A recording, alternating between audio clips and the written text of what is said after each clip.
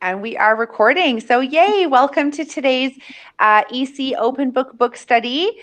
For those watching after the fact, my name is Georgina Dean, and I'm joining from Amman, Jordan, with these amazing ed tech leaders all around me. So let's just do a round robin. Y'all can introduce your superstardom and where you're from and what you do.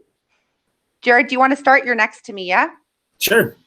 I am Jared Johnson. I'm a digital learning coach in Lexington, South Carolina. Excited to be here. We're excited to have you always, Jared. You're like our superhero. I was surprised actually not to see the cape today. I hope you're going to put that on for your show later.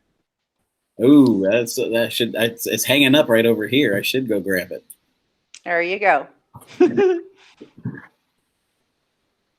Shannon's here. I didn't think Shannon was coming. That's a nice surprise. Hi, Shannon. Hi, Shannon. Maybe she's on mute. Yeah, she's got like class, but she's just popping in. That's so sweet. She's pulling a Bonnie this week. No, Becky, sorry. Wow, too many B's. She's pulling a Becky this week. Jared put his cape on. I'm very happy now. Jared, that really made my evening. Thank you. Your cape makes me happy. Cool. Okay, so who's on the other side of Jared? I can go. Oh, that's you. Okay, go ahead. I'm Bonnie Chalette. I am in Baton Rouge, Louisiana. I serve as a technology facilitator / coach / whatever title I need today. So I'm really excited to be here. Yay. And shout out to Bonnie because she's actually in transition. And so she's joining from her mobile. And we're so grateful to have her expertise and enthusiasm joining. So thanks for the effort there, Bonnie. Much appreciated. And Becky, do you want to go next? Yeah, I'm Becky. I'm excited to be with you all. I'm an instructional coach in Newhall School District in Southern California. Becky's also a superstar. In fact, everybody on this call is a superstar. So I'm really excited about today. I jumped onto the call a few minutes late and they're all here and I was like, woohoo, let's get started. So yeah. Shannon can't introduce herself because I guess she's off air, but she is a superstar ed tech leader from Visalia. Oh, she's not going to be happy I didn't say that right again. Visalia, that's it. Sorry, Shannon.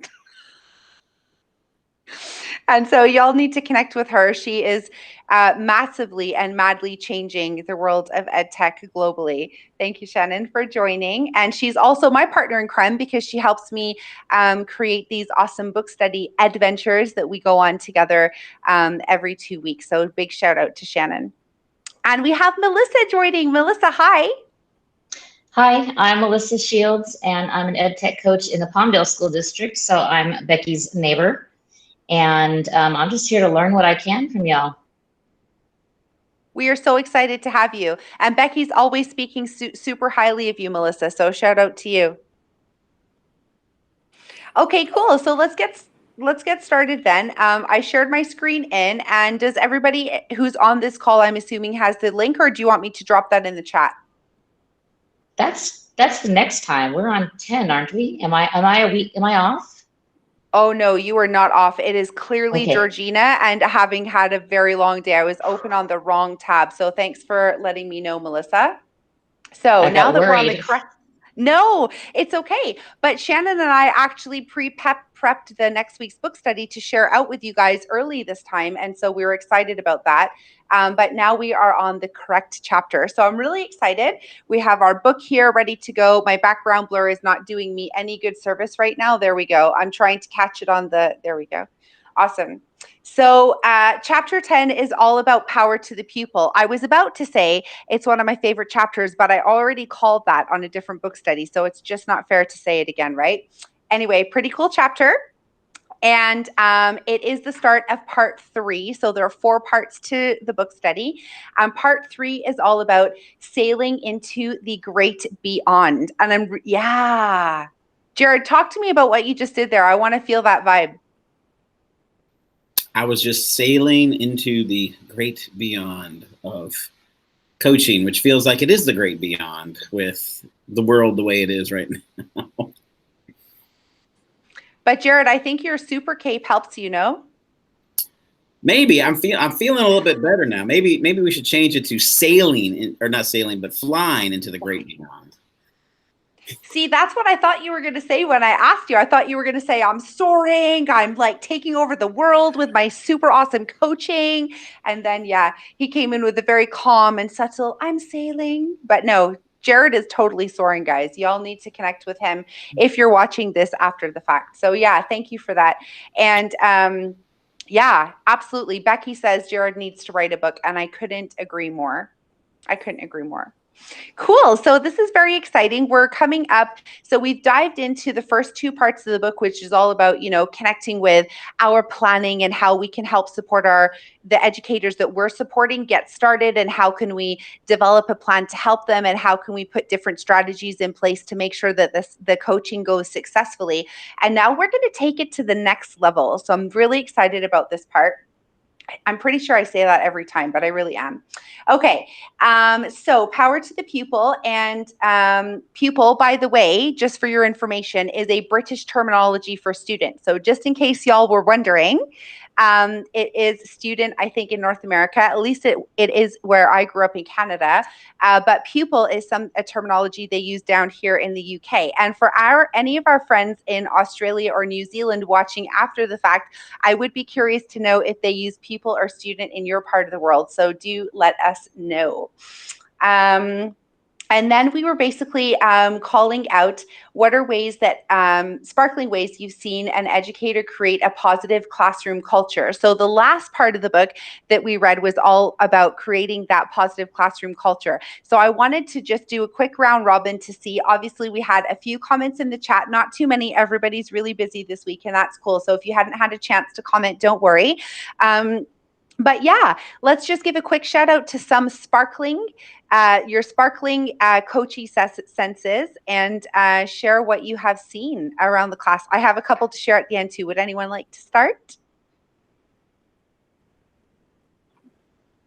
This one's not super like sparkly, but one that I'm finding when going into observe classrooms and just getting to sit in on classrooms and look at strategies is there are a few teachers who are really taking advantage of allowing that student talk and academic discourse in their virtual setting, which sounds easier said than done. It's really hard. It's hard to give up that entire time to one person to talk, because you can't have 5 students off of mute. You can't have students who are doing AB partners when you're in a meet.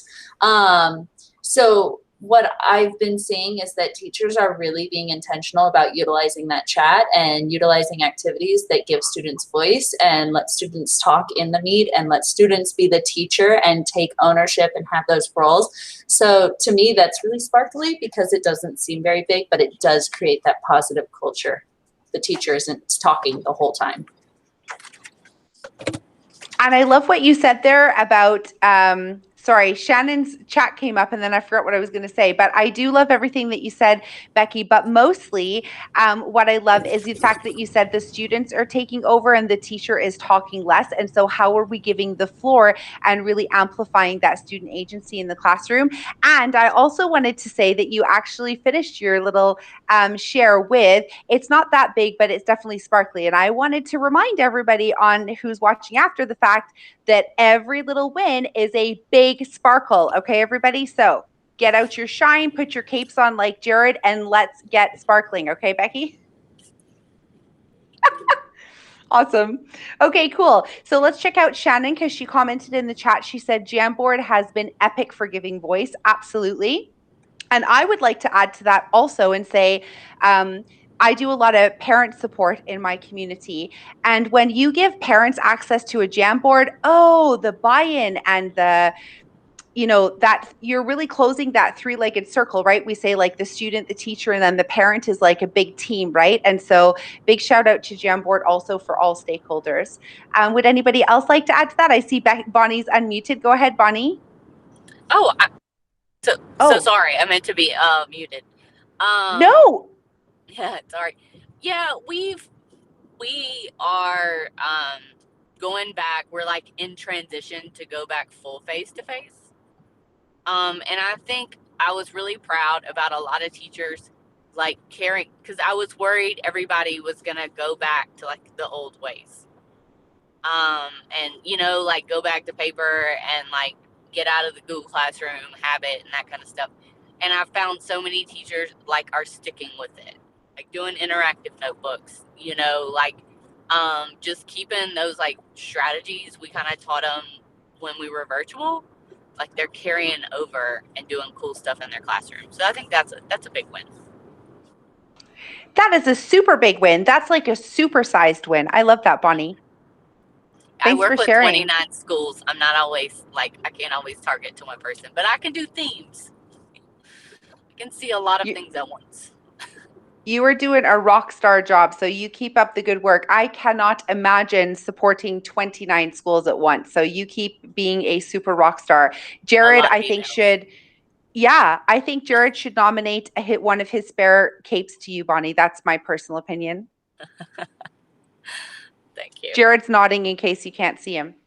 Okay, cool. Melissa or anybody else, did you want to share a sparkle?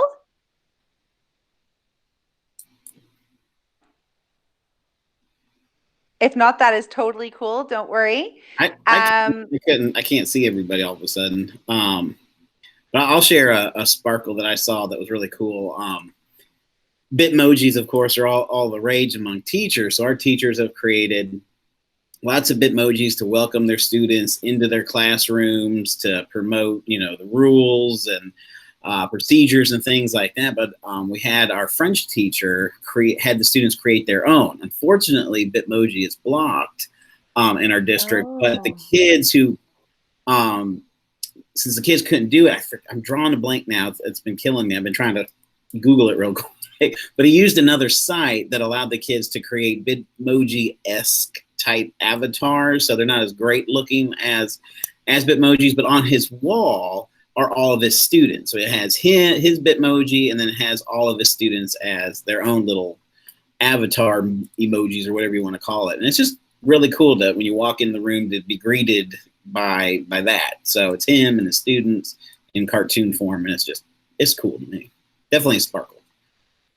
I love that. And so many people that is a massive sparkle, by the way. If you find the link, Jared, please share that either in the book study chat or in the EC Open chat. I'm sure loads of teachers would be grateful, because I'm guessing you're not the only school that has it blocked. We're lucky and it's unblocked down here for us in Jordan, but I imagine that it is blocked for many others. So yeah, absolutely share that out. And actually, I think it's a good thing, because more and more now, because of FERPA and COPA and GDPR, depending where you are in the world, have restrictions because of social media. And so a lot now, places like shout out to Ditch That Textbook, if you follow them, Matt Miller's always creating these Google slide templates where students can embark on social media templates, right? So that they get the feel of what that's like. Flipgrid is another great one that does that too. And so, no, I think that's brilliant. Whenever you find it, I'd love to have that shared, Jared. So thanks for the shout out. That's super cool.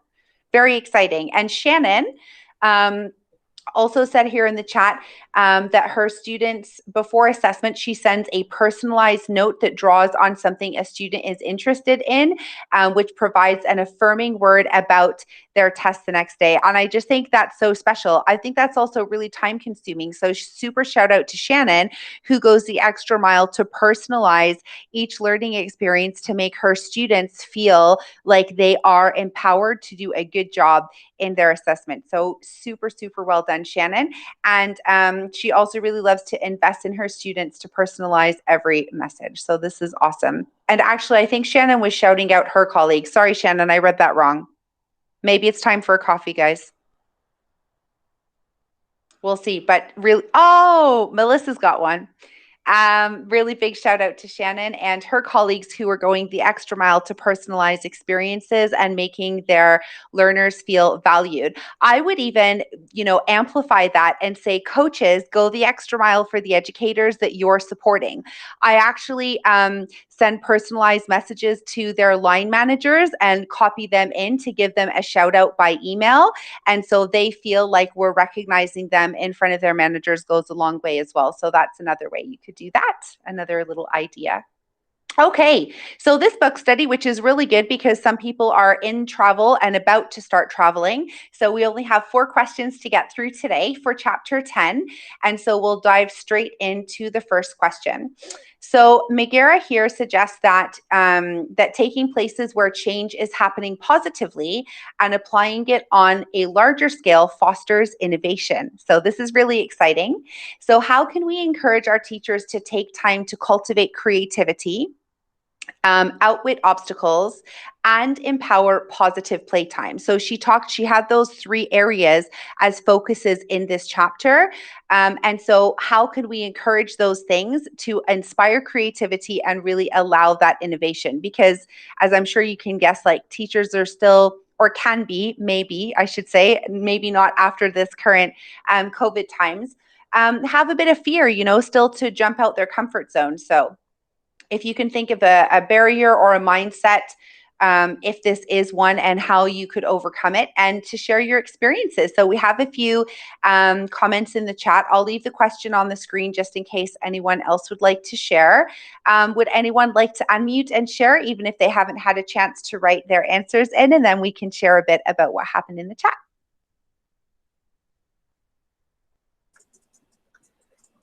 I see this tends to be more of a mindset barrier, because as far as saying a skill barrier, to me, like, if you see it as a skill barrier, that still goes back to mindset. That means you're not willing to grow and learn. Like, we're always learners, and we should always be learners and willing to grow, and we don't know everything. So there's a lot of skills I don't have, but it's up to me to want to learn those skills. And if I choose to shut that off, it continuously for me always falls back to mindset barrier, which is sometimes the hardest. But I'm finding that if I can get in there and demonstrate how, whether it's student engagement or changing videos or doing anything like that, instead of telling the teacher, here's a great strategy, go try this on, or here, why don't you read this and try this strategy on? Instead, it's, you know what, we found this strategy together. This sounds really cool, but do you want me to try it first with your students? That way, if it doesn't work out, like, it's on me, but we can talk about why it didn't work out and go from there. And the few teachers I'm coaching are really receptive to that. One, she wants to try everything on, which is awesome. Like, she's like, no, I can do that. That's fine. That's fine. If it doesn't go well, like, that's totally cool. And the other one's like, yes, you do it first. Like, she doesn't want it to be a flop. And I get that. And she has too many other challenges. But I do see if they're shut off to new changes and all of that, it's mindset. And we somehow have to uncover what's causing them to not want to try on something new or look into it. If we've got a challenge, how can we support? I love that.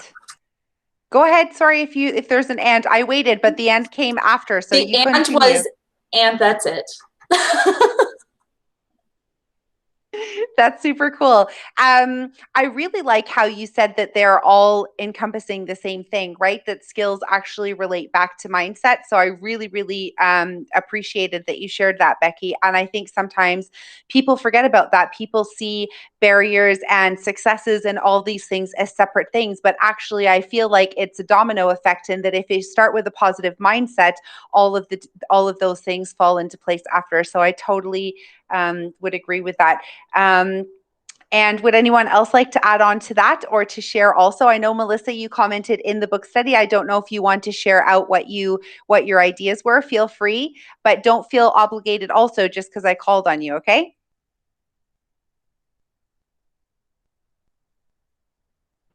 And in the meantime, I also wanted to add in there as far as cultivating creativity. So creativity for myself is a really big focus for me, because I just did a GEGMN session last night actually on creative spaces and how we can use the spaces that we have online with our students to reimagine how our students have space to create. And I think that in order for us to enable those spaces, we need to take a risk as an educator. So when I think about coaching with the teachers that I coach and support, I'm always thinking about, how are you currently defining the spaces that you work in and how may you reimagine. So I'm really enjoying using my new terminology of reimagining, especially in this new normal that we're all going through. And I think that because every person uniquely has their own style of creativity, that they foster then different strategies, because our students will see different teachers as they go through, like in high school and higher ed, it'll be different teachers. But even in primary, they have their elementary, sorry, they have their PE teacher and their art teacher. So they're seeing different people. And if everybody has their unique add-on of how they reimagine creativity, it can be definitely tenfold.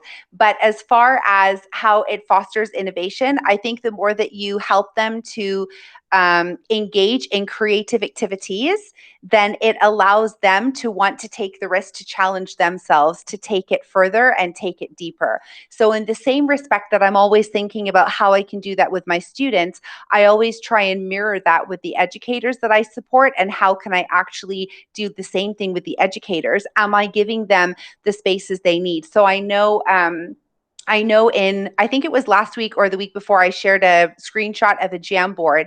And instead of like having a Google Doc or like a table on a Google Sheet where we're tracking things that we're coaching in, we actually reimagined the space. So we put in selfies of our coaching sessions together. And I went into a session this morning and I found that a teacher had actually shared all of the things that she wanted to celebrate with me on her Jamboard. So it's just about reimagining the different spaces we're using for coaching and how it may inspire them then to also reimagine those. So a little bit of modeling there. Let's take a deep dive in then to the chat. So Frances couldn't be with us today, but she has shared that she works through the questions backwards. So she's already answered parts of this one. Need to raise awareness first about the importance of creativity. And she definitely agrees that it has a lot to do with mindset.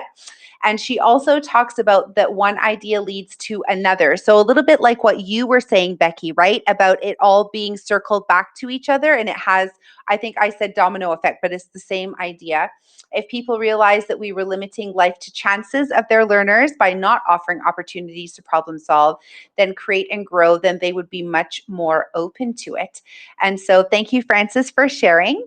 And Shannon's also shared quite a bit. And she actually spoke to what Bonnie was saying earlier about the face-to-face traditional approach to education and how it's pre-COVID versus post-COVID, and or during COVID, sorry, because we're still in it.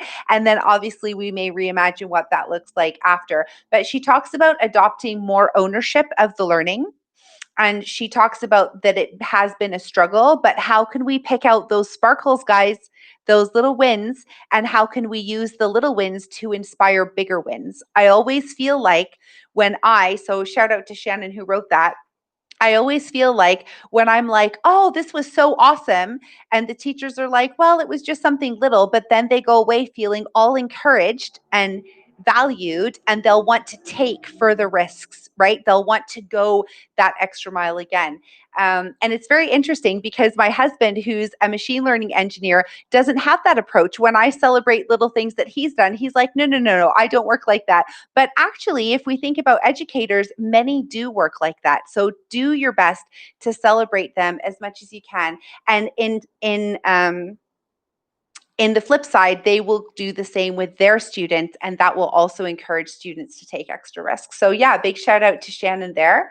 She says at the end, it's a chance, it's a change, it's a struggle, and it is scary. But if we take that first step, and if you help them take that first step together, it's like a big team effort, right? So I would like to add on to Shannon's comment too and say that you could buddy them up. So I found this really helpful in the teachers that I'm supporting. I often try to, just like we would pair students up, sometimes we pair them randomly, sometimes we let them choose, and sometimes we pair them up based on different things, right? Based on their ability, based on their interest, doesn't always have to be related to academics. So I do that with my teachers. I try and pair up people who may not be as creative with ones who are very creative, and that can spark an interest. And maybe on a different week, I may pair them up with somebody who's doing really good with like assessment or with like planning. And so to see how they do it. So we switch our buddies. So that might help as a tag on to what Shannon was saying there. And guys, just interrupt me if you have things you want to share. Like just keep interrupting me, yeah? If you want to add on. Cool. Melissa, I'm on to you. Did you change your mind? No, I don't change my mind, but I had a question, or not a question. I like that you brought up. I told you I'm here to learn from you guys. So when you mentioned about pairing up your teachers with another teaching buddy, we have 28 schools in our district, and there's 4 of us coaches, and we each serve about maybe 8 schools or so. But right now it's kind of whoever emails us is who we serve. But I really like that idea of pairing up, because I have maybe a 3rd grade teacher at one school and a 3rd grade teacher at a completely other school. It never occurred to me to do something like that, to have them, work together like a teaching pair, especially when they're at different sites, because they've got different environments. Right now we're all in the sort of the same environment, but I think that's an excellent idea. So I wrote it down. I'm going to take a look at that later today. Thank you for the idea. Oh, you're welcome. I'm very happy that's worked out. I'm just fixing my earbuds. I've had them in for a few hours now because I had sessions before. So sorry about that. But no, I'm super glad that helped. And Becky also says she likes the idea. I really like what you said, Melissa, about pairing them up cross school. Now here in Jordan, I'm not working at a district, but if I was, I would do that. And you've now inspired me to think about, why didn't I think about pairing them up with teachers from other schools? And we can really open up that world. If we think about the lovely global GEG that we're all part of, we often take away so much from this community because we're all actually sharing across continents, let alone, countries and cities and districts. So I love that. Thank you for inspiring me to push that limit too, Melissa. Shout out to you. I thought that's what you said. So I was just repeating what I thought I heard. I'm sorry.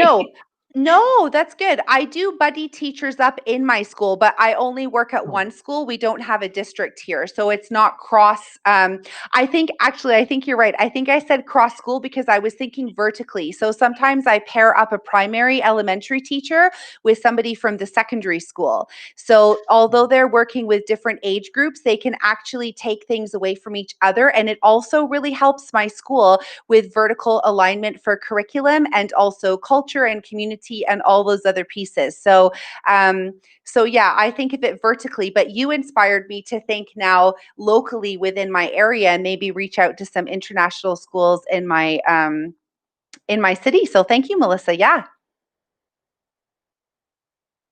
Awesome. So let's move on then to question 2, just because I always happen to run out of time at the end because we spend a lot of time on the first question. So I'll remember to keep myself moving now.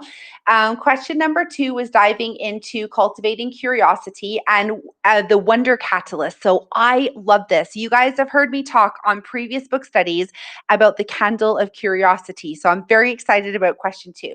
So if students can develop their curiosity through Megara uses quest duns and quest runs. I hope I pronounced it right, but Jared will correct me if not. Then what about the educator's support? Should we be modeling that candle of curiosity? And if so, how could we use the 5 W's to reshape that idea? So I'm very excited to learn from you guys. And some people have shared in the chat. If you haven't had a chance yet to write, would anybody like to dive into that? I'll leave the question on the screen a bit longer and let me know.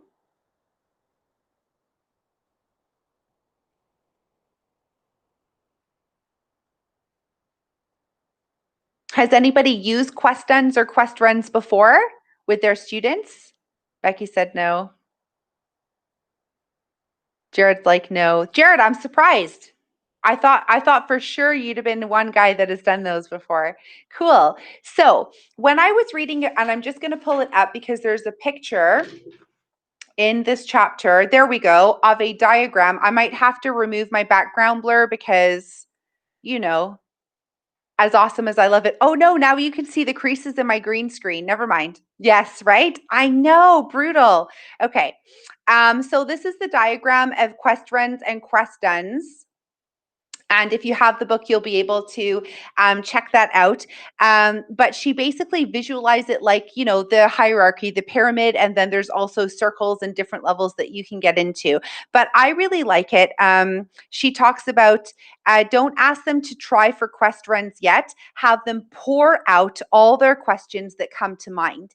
And I really like when she said that in the book, because it's encouraging guests not to control and to limit the thought process and to limit also the risk taking. I always think to myself, when we put constraints, and that's totally normal, guys, because obviously we need to guide the education when we're teaching, right? So there's nothing wrong with that.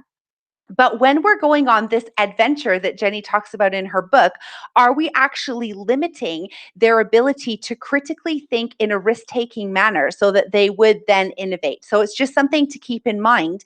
And are we also doing the same with the educators that we support in our coaching cycles or not? So I just wanted to mention that directly from the book. And then here in the chat, we had some awesome ideas. I think this first one is from Francis again, but I'm not sure because there's no name. I'm going to go with, hopefully it is a Francis. And Francis says that the most of the problem is with time. Would you guys all agree with that, that time is difficult in the coaching models? Yeah. So Francis says most people see their role as limited to teaching in just their subject area. And she talks about expanding the vision. So that really added on to what I just showed you guys in the book about that hierarchy and how we don't want to limit, and we want to try and keep the thought process as open as possible. So I really like what Francis added there. And she talked about converting the head of the faculty and possibly the entire team. So power to you guys if you were able to inspire your entire department. That is awesome. I want to share a little story of my own coaching. I think I shared that with someone else earlier today as well. I have one teacher that I've been coaching, and I just found out today, I think this is week 6 for us. She shared with me, oh, everybody in my department is now doing what you showed me. And I was like, oh, have you been sharing? And she said, yes, every week after our coaching, I go to our team meeting the next day and I tell them everything you've told me. And now everybody's doing it. So it reminded me recently when I was in a Google Innovator meeting, there was actually an employee of Google that said, and I won't quote it because I don't know if it's NDA, but he said, you just don't know how much impact you're having, that it could be one teacher, but you don't know how far that's going to reach, right? They're going to talk to the next teacher and then they're going to talk to all their students, and it's going to have that ripple effect. So don't limit yourself, and always think 10 scale, right? 10 times the scale. Super exciting.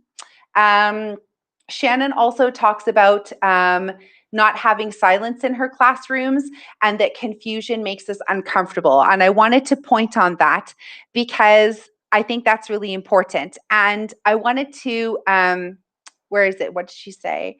Human nature always bleeds into every aspect of our life. We think that the world is black and white because X, Y, Z, but we are the worst as logical humans. And so to reframe it, she says, let's start by building a culture of it's okay to not always be right. And I'm going to go out on a limb because I think I'll probably be right and say you all as professional educators first, before instructional coaches, always aim for that anyway, right? That we don't have all the answers, and that we're there to help our students and to learn with them at the same place. So make sure that we're trying to do the same with the people that we're supporting, the educators through our coaching cycle. Melissa, did you want to share about what you wrote there, or shall I just pick out some super wins?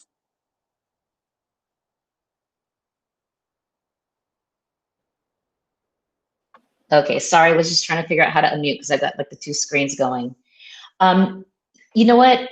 I like this question because a colleague and I were starting to talk about, we've been sitting through a lot of PD in the past couple of weeks, and a lot of them start off with this really great, yeah, this is the way that you should teach kids, and it gets them to think, and then but then they continue to lecture at us for like the next 4 hours, and I'm going, you know, I started getting distracted going on to other things, and we were talking about trying to keep kids engaged, and I was no longer engaged in the PD. And I said, okay, I don't want to do this to our teachers. I want to, if we're going to say this is the way to teach kids, then maybe we should actually model it. Maybe we should actually, if we say, hey, we want to get you curious about something, then let's give them something to be curious about. Smart Technologies did a PD last week, and I was actually quite excited about it because it was, for me, I thought the best PD that I'd been to that was from a product, but that wasn't all about the product. It was about teaching. And so the way they did the PD is they had breakout sessions and they allowed us to collaborate. And they were talking about collaboration, and then they allowed us to collaborate. And it was really interesting, and it kind of kept me going and it got me thinking. So now we're replanning how we're doing PD for our teachers, because we've noticed that for a couple of the classrooms I've observed, the teachers are overwhelmed, and they've told me, their complaint to me is that it's not fun for some of them. This is not fun for them because they're bogged down with all those things that we don't like about teaching, like the district assessments, you know, and all of those things. Oh, I've got to spend 4 days teaching them how to do an assessment. I wish I could just go and do blah, blah, blah with my kids. And I'm like, so do blah, blah, blah with your kids and save Friday for that district assessment. You know, I mean, who cares? It's not like this. No, this is being recorded. I should watch what I say.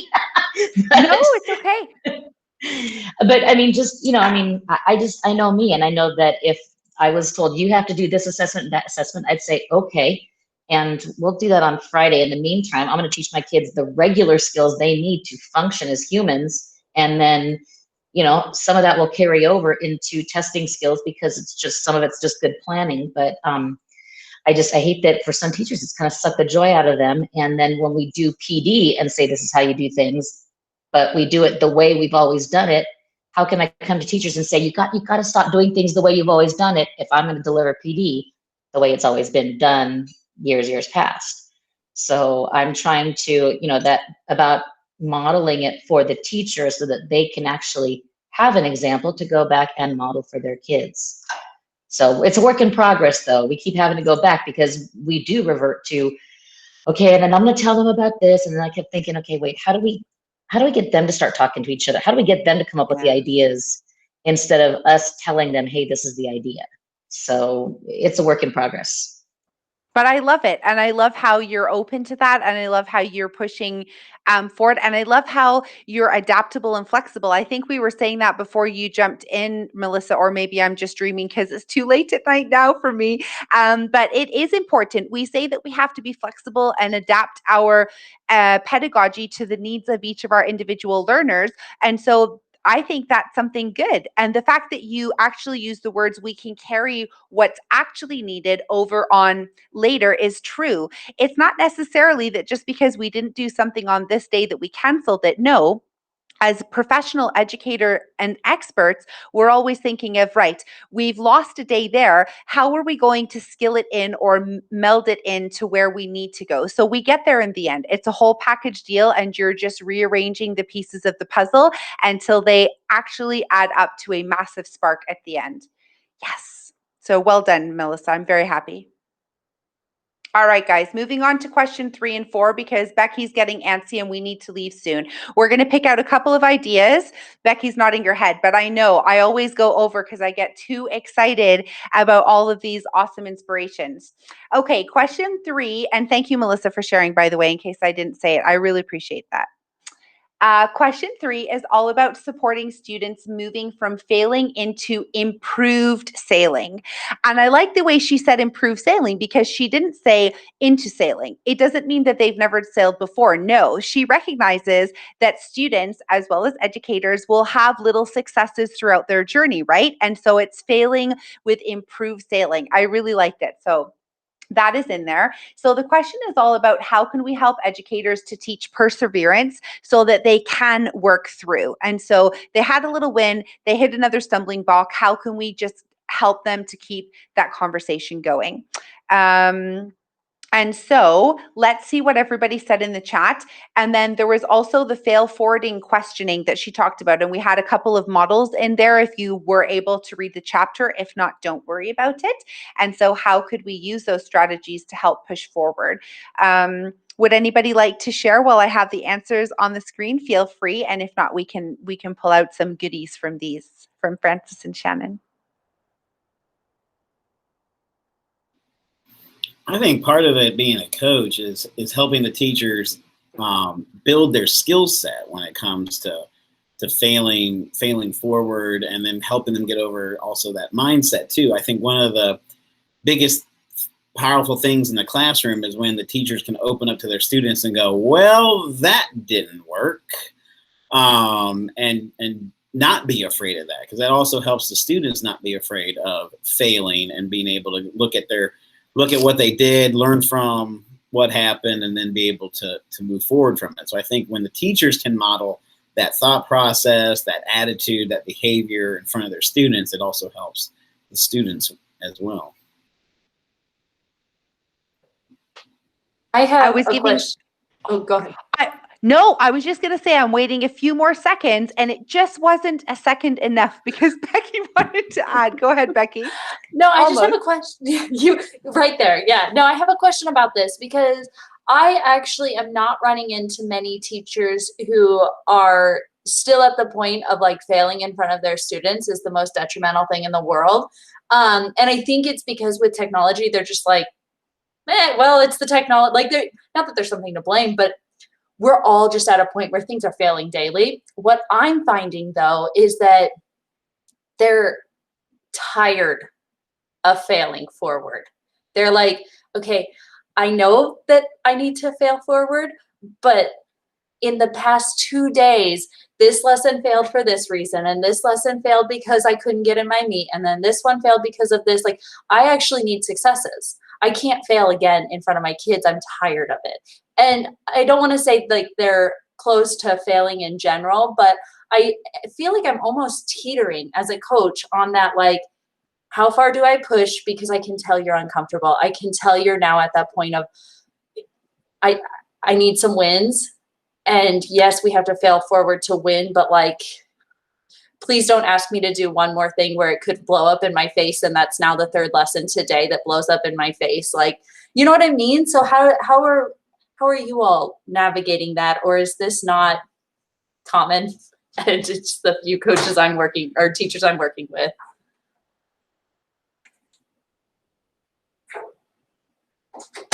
I'm just giving those extra couple seconds so it's not Georgina talking all the time. I know Jared's thinking right now. Yeah, well, I get that. I do see some of that, because I think in a lot of cases, especially with as much virtual stuff as we are doing now, the tech is failing, and it's not the fault of the teacher or the students. It's just that for whatever reason, brain pop went down today, or whatever it might be. And so it's more frustration. It's not like, it's not that they're failing forward. It's like, okay, this fails me. How can we move forward? And I had a conversation similar to this last week where Cami stopped working, and a teacher came to me. It was down for 2 days, and on the second day, a teacher came to me and said, "Okay, it's not working. Help me figure out a way to give assignments without using Cami and getting them to submit things back to me." And so that was a very good conversation of where the teacher was frustrated, was tired of the product failing. And then so some innovation came out of that, where she learned some new, Google Drive and type skills that she didn't have before. So that was cool. I love that. And I love how you said that they adapted and innovated and found other strategies. And I don't know if that's because Georgina is living in the Middle East and I'm just used to always having to try to find solutions for everything in life. But this is my approach, actually, to be honest with you, Becky. And I actually put it to the students when things, because you guys know that I teach a few classes too. And when something doesn't work, I'm always like, help, Miss Dean. Sorry, I was so excited. I swallowed air the wrong way. I always like, help, Miss Dean, guys, I'm stuck. And so the students will be like, well, have you thought about this? And have you thought about that? And sometimes if you just hand the ropes to the students, you can tell your teachers this. Tell them, oh, there's a problem. What can we do to solve it? It just even gives the teachers a few minutes of breathing space to think about what they're going to do next while the kids are taking the reins to try and come up with solutions. So that is one thing that they could do. The other thing that I was going to say, which your teachers may or may not be up for, is having different things on hand. If something fails, what could they do on the side instead? So we have like creativity journals on the go. We have their little portfolios on the go. And so they have their little side projects where, you know, how there's that 20% time where you give back to your students to develop themselves. I always say, right, if we have a fail, we are totally making it a 60% today. And you guys get to work on your own project. So those are a couple ideas you may find useful, Becky. But if anyone else has more, and if you're watching after the show, feel free to drop in the EC Open chat and share with us, because definitely Becky is not alone. And I am sure that there are many, including myself, that could benefit from more ideas as well. So yeah, thanks for sharing, Jared. We're going to wrap up with number 4 then. Shannon and Francis have also shared ideas, so feel free to read into those to learn about their goodies. And question number 4 is talking all about playing and exploring and that 20% time. So I think I got to it a little bit ahead. Sorry about that, guys. Yeah, kind of like spoiled it. But she basically explains that teachers scaffold, and do we scaffold choice correctly or not? And so that's the idea of question 4. Sometimes we're left with the illusion of choice. And are we actually scaffolding correctly so that students aren't bored by it, but also that they have the strategies to choose correctly for their level and for their interest and for their pathway where they want to take it? All right, so how could we inspire centers? 20% time. So I kind of gave that one away a little bit for myself. Open scheduling, creation stations, etc. And how might you use hybrid blogs to bring power to the pupil? So there's a few ideas in there. And I think it's Becky, who is a famous blogger now. Bonnie also, so shout out to Bonnie who left the call. So if she watches the end of this recording, she just got published on Google for Education's blog for her amazing work she's doing in the community. So well done to Bonnie. And Becky saying she loved Genius Hour. Okay, Becky, share. The floor is yours. I'm ready. So I love Genius Hour in my classroom, but I never got to do it virtually. As in, we were always face to face. So I'm right now exploring different ways and how to do Genius Hour virtually. And I think that there's a lot of great ideas, but basically when I taught at Atlanta, we were a STEAM charter school, and my students had their Genius Hour, and sometimes their Genius Hour was longer because we got through everything we needed to get through. But they truly got to come up with what their challenge was. Genius Hour was not just a free-for-all. It was not like a go and play with whatever you want. They came up with a challenge, and they came up with their goals, and they had check-in points, and it most of the time had absolutely nothing to do with what I was teaching them in class. But it was amazing. I got to learn so much about my students. I mean, one of my students brought in, don't hate me, musicians, but not the piano, but the thing that's a keyboard. He brought in a keyboard. Sorry, not a musician. Because his Genius Hour was about, I can't exactly remember what it was, but he needed to learn some keys in a certain way, and then he would constantly come back to me and how that tied in with our lessons. And I was like, you don't have to do that, but that's super cool. Like I could go on forever. I'm not going to about Genius Hour, but I will tell you, I love it. And if anyone wants to dive into Genius Hour with me at any time, I am happy to. My sparkling senses this evening are sensing a session on Genius Hour from Becky. I got some nods. Love it. I would be so down to do it. And if anyone wants to jump on board, hit me up. Cool. That's awesome. So if you're watching this show after the fact, make sure you give Becky some love in the EC Open chat and let her know how much you'd like to have her session. We're going to wrap up here in a couple of minutes, but I did want to shout out a couple things in the chat. Melissa or Jared, just interrupt if you'd like to add, because obviously you're here. We'd love to hear your voices. So just cut me right off if you would like to share, okay? Otherwise, I wanted to shout out to Francis, who was talking about cross-discipline college projects. So this is something that really caught my eye from Frances's comment when thinking about when we bring in guest speakers and we think about that authentic piece and really redefining the experience, if you're looking at the SAMR model, etc.